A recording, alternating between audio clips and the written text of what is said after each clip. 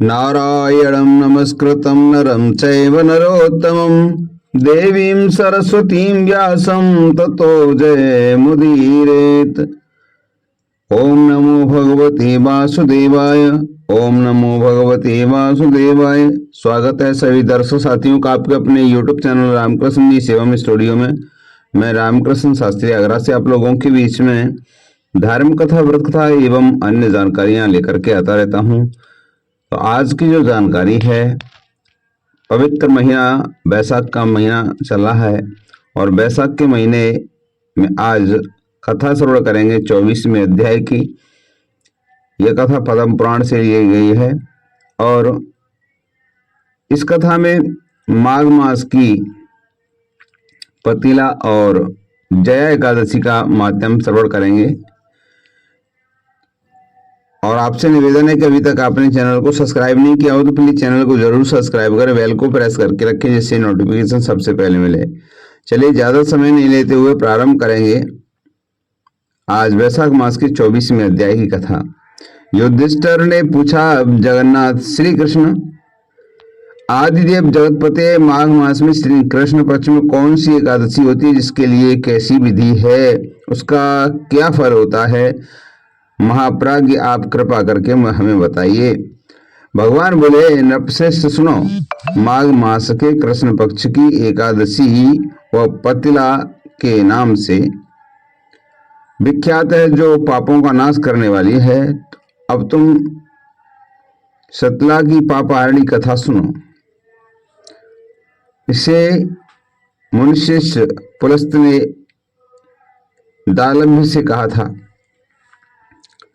दाभ्य ने पूछा, ब्राह्मण मृत्युलोक में आए हुए प्राणी प्राय पाप कर्म करते हैं, उन्हें नरक में न जाना पड़े, इसके लिए कौन सा उपाय है, बताने की कृपया करें।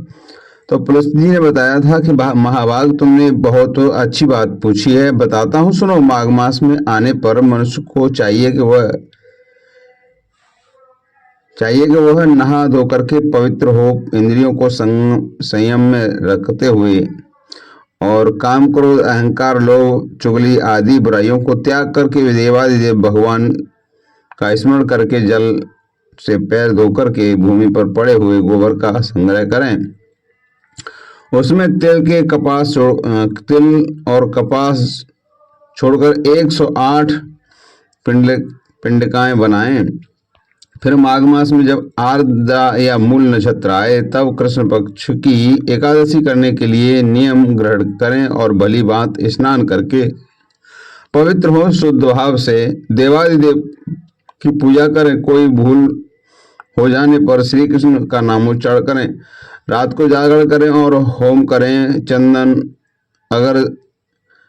अर्गजा, कपूर, नैवेद्य आदि सामग्री से शंख, चक्र और गदा धारण करने वाले देव देवेश्वर श्री हरि की पूजा करें और तत्पश्चात भगवान का स्मरण करके बारंबार श्री कृष्ण का नाम उच्चारण करते हुए कुम्हेड़े, नारियल या बिजौरे के फल से भगवान को विधि पूर्वक पूजा कर अर्घ दें।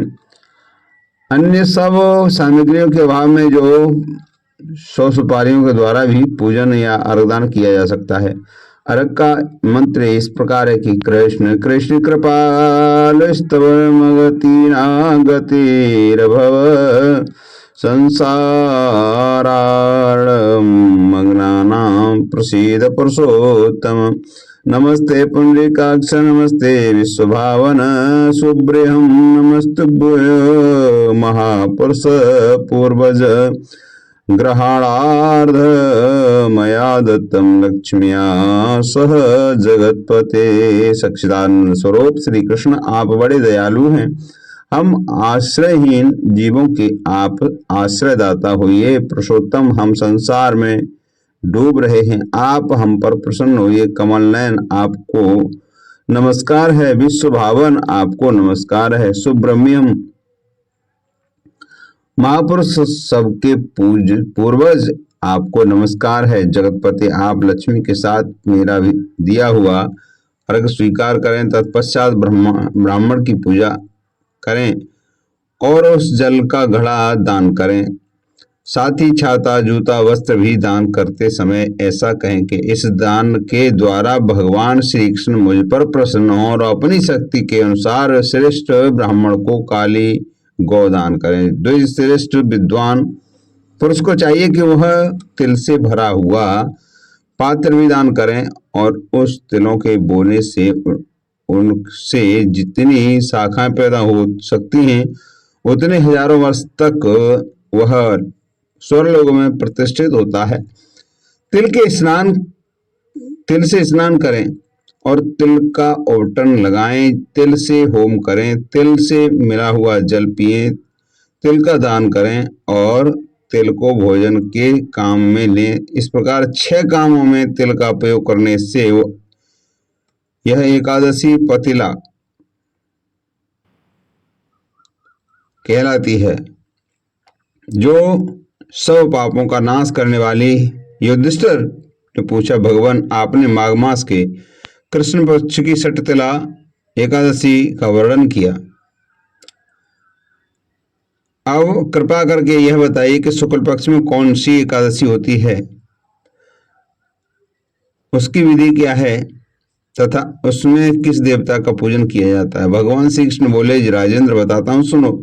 माघ मास के शुक्ल पक्ष में जो एकादशी होती है उसका नाम होता है जया और वह पापों को हरने वाली सबसे उत्तम होती है। पवित्र होने के साथ ही पाप का नाश करने वाली है तथा मनुष्य को भोग और मोक्ष प्रदान करती है।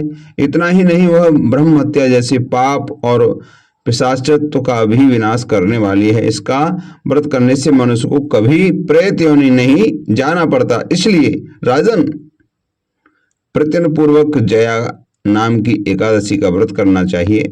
एक समय की बात है कि स्वर्गलोक में देवराज इंद्र राज्य करते थे और देवगढ़ पारिजात वृक्ष से भरे हुए नंदन वन में अप्सराओं के साथ विहार कर रहे थे।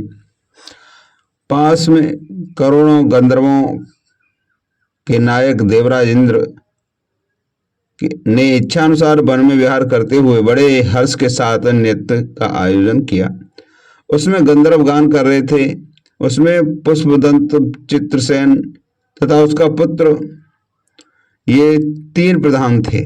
चित्रसेन की स्त्री का नाम था मालिनी या मालिनी से एक कन्या उत्पन्न हुई थी जो पुष्पवंती के नाम से विख्यात थी। पुष्पदंत गंधर्व के एक पुत्र था जिसको लोग माल्यवान कहते थे। माल्यवान पुष्पवंती के रूप पर अत्यंत मोहित हो गया। वे दोनों ही इंद्र के संतोषार्थ नृत्य करने के लिए आए थे और इन दोनों का गान हो रहा था। इसके साथ अप्सराएं भी परस्पर अनुराग के कारण वे दोनों मोह के वशीभूत हो गए। चित्त में भ्रांति आ गई, इसलिए वे शुद्ध गान गा सके और उनका ताल भंग हो जाता और कभी गीत बंद हो जाता था। इंद्र ने इस प्रकार प्रमाद कर विचार किया, इसमें क्या अपमान समझ करके वे कुपित हो गए। अतः इन दोनों को श्राप देते हुए बोले कि ओ मूर्खो, तुम दोनों को धिक्कार है, तुम लोग पतित और मेरी आज्ञा का भंग करने वाले हो। अतः पति पत्नी के रूप में रहते हुए पिशाच हो जाओ। इंद्र के इस प्रकार श्राप देने से दोनों के मन में बड़ा दुख हुआ और वे हिमालय पर्वत पर चले गए और पिशाच योनि को पाकर के भयंकर दुख भोगने लगे। शारीरिक पातकों से उत्पन्न ताप से पीड़ित होकर दोनों ही पर्वत की कंदराओं में विचरते रहते थे। एक दिन पिशाच ने अपनी पत्नी पिशाचिनी से कहा कि हमने कौन सा पाप किया है, इसमें यह पाप ये पिशाच योनि प्राप्त हुई है। नरक का कष्ट अत्यंत भयंकर है तथा पिशाच योनि भी बहुत दुख देने वाली है, अतः पूर्ण प्रयत्न करके पाप से बचना चाहिए। इस प्रकार चिंतामग्न होकर के वे दोनों दुख के कारण सूखते जा रहे थे। देवयोग से उन्हें माघ मास की एकादशी तिथि प्राप्त हुई।